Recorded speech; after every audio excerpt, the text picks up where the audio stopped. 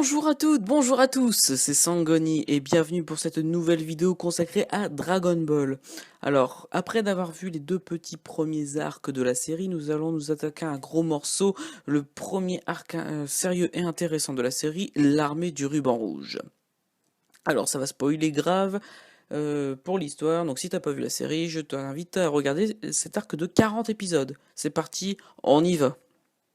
Après avoir laissé échapper le titre de champion du monde des arts martiaux, Sangoku est reparti à la quête de la boule de cristal de son grand-père. Chemin faisant, il se heurte quelque peu aux troupes de l'armée du ruban rouge. L'armée du ruban rouge est une organisation militaire visant à conquérir arbitrairement des territoires et qui se trouve être la plus puissante du monde. Notre héros arrive à battre le colonel Silver. Au passage, Sangoku en profite pour venir en aide à des villageois du Grand Nord dont le maire est retenu en otage. Il bat le sergent métallique, le ninja Murasaki, C8 et Boeing.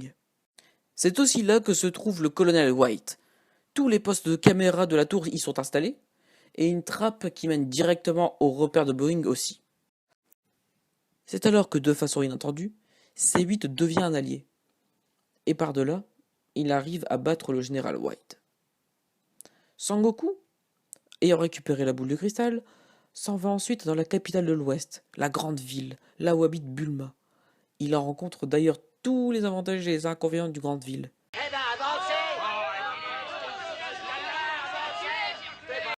Bulma décide de l'accompagner et de partir sur l'île de Tortue Géniale. La chasse aux boules de cristal est ouverte. Le duel entre Sangoku et le commandant bleu bat son plein, aussi bien sur terre, dans la mer, dans une caverne de pirates, que dans le pays d'Arale. Plus qu'un conflit d'intérêts, il s'agit d'une véritable lutte pour l'honneur, opposant deux combattants surdoués.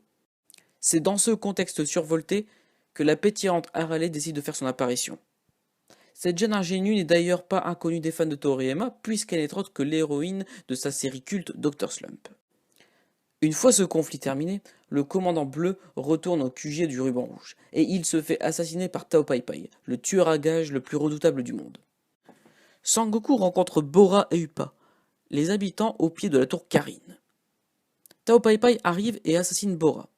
Sangoku se mesure à Tao Pai Pai et se fait infliger une lourde défaite. De ce fait, Sangoku grimpe au sommet de la tour Karine, s'y entraîne pendant 3 jours et revient encore plus fort, et finalement arrive à battre son adversaire Tao Pai Pai. Sangoku part alors au QG de l'armée du ruban rouge et arrive à décimer toute l'armée.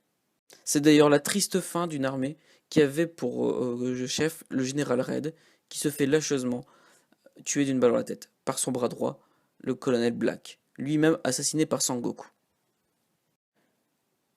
C'est le premier arc de la série qui n'est pas inspiré directement de l'environnement chinois.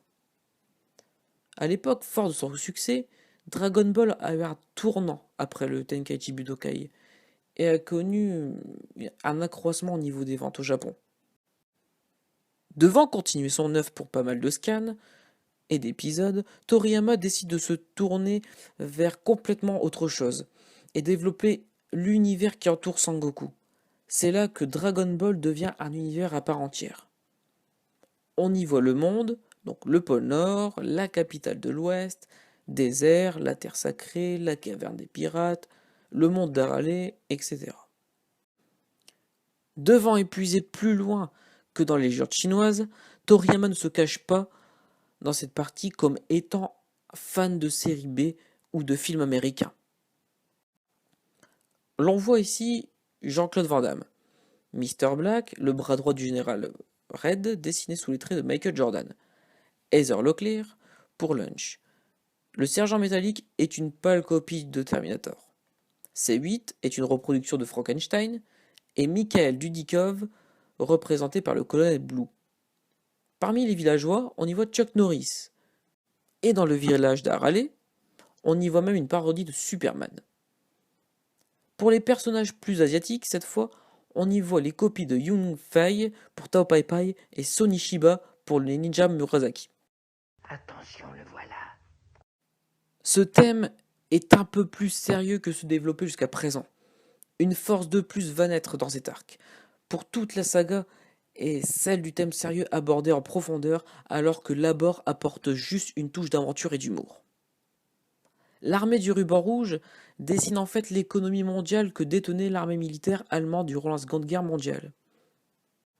Dans le manga, l'économie tourne autour de la Capsule Corporation. Ce sont une technologie révolutionnaire qui consiste à mettre des objets dans des capsules pour les transporter partout.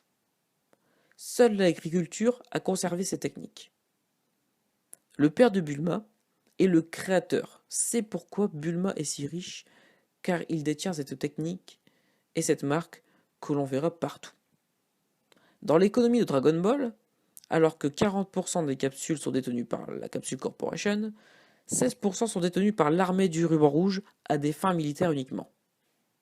C'est là une référence à l'armée nazie qui détenait une partie de l'économie mondiale à des fins militaires.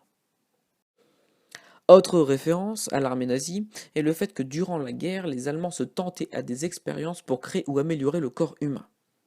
Là, l'armée du ruban rouge s'est reculée au fin fond du Grand Nord pour y créer des androïdes plus puissants.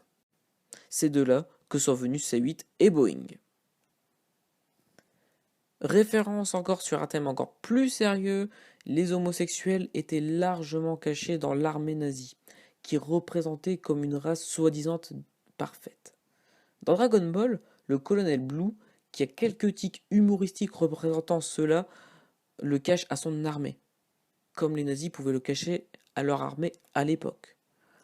On apprend que ce personnage est homosexuel lorsque Bulma se met en sous-vêtements et essaye de la draguer pour détourner son attention, et que lui en est dégoûté.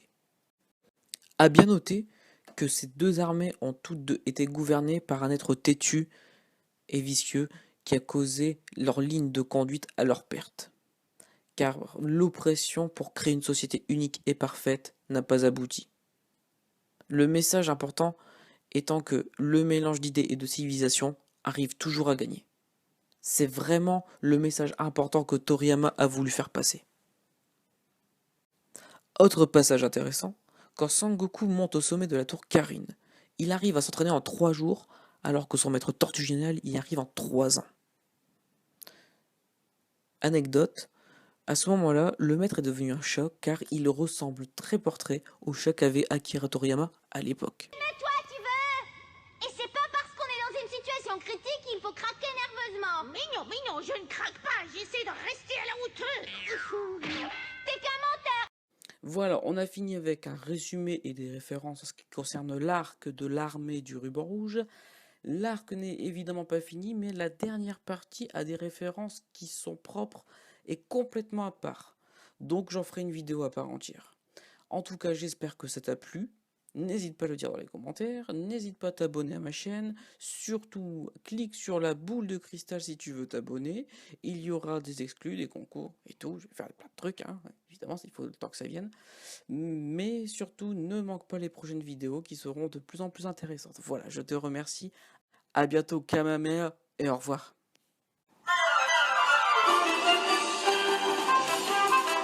Hey, c'est moi Goni. Sangoku s'est débarrassé de l'armée du ruban rouge. Mais il reste une boule de cristal à chercher.